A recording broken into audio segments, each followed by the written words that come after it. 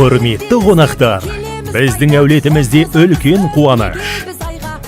Біз сіздерді аяулы анамыз Аманкүлдің 70 жас мерейтойына арналған ақ дастарханымыздың қадірлі қонағы болуға шақырамыз. Келағайын қуаныштан қалмаңыз, қуанышты қуанышқа жалғаңыз. Шақырамыз мерейтойға келіңіз, шалқып тасып тілек айтып беріңіз. Той 2025 жылдың 27 мамыр күні сағат 19:00-де басталады.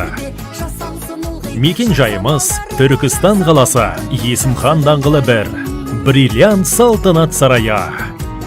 Той иелері ұл-қыздары.